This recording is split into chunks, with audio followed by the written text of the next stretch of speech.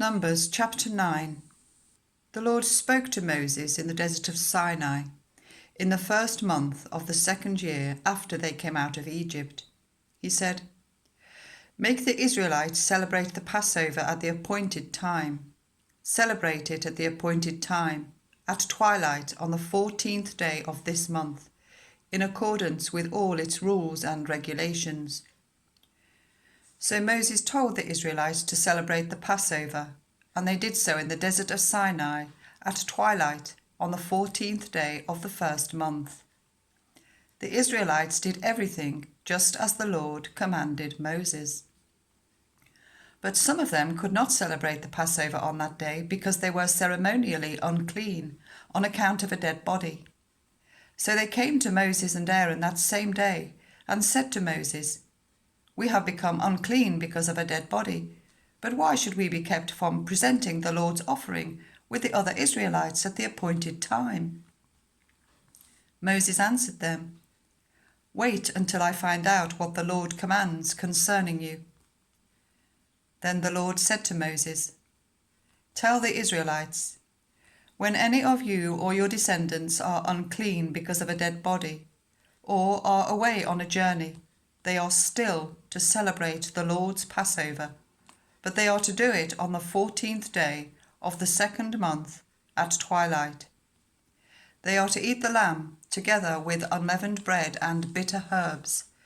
They must not leave any of it till morning or break any of its bones. When they celebrate the Passover, they must follow all the regulations. But if anyone who is ceremonially clean and not on a journey fails to celebrate the Passover, they must be cut off from their people for not presenting the Lord's offering at the appointed time. They will bear the consequences of their sin. A foreigner residing among you is also to celebrate the Lord's Passover in accordance with its rules and regulations. You must have the same regulations for both the foreigner and the native born.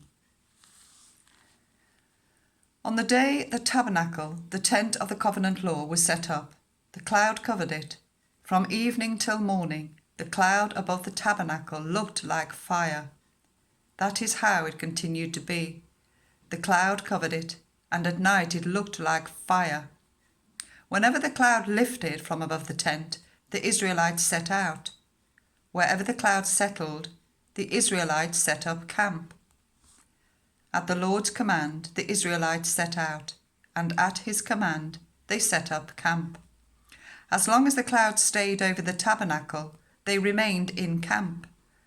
When the cloud remained over the tabernacle a long time, the Israelites obeyed the Lord's order and did not set out. Sometimes the cloud was over the tabernacle for only a few days.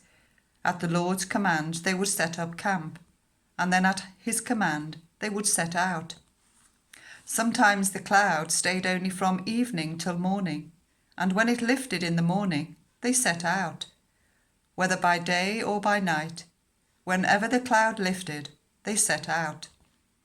Whether the cloud stayed over the tabernacle for 2 days, or a month, or a year, the Israelites would remain in camp and not set out. But when it lifted, they would set out.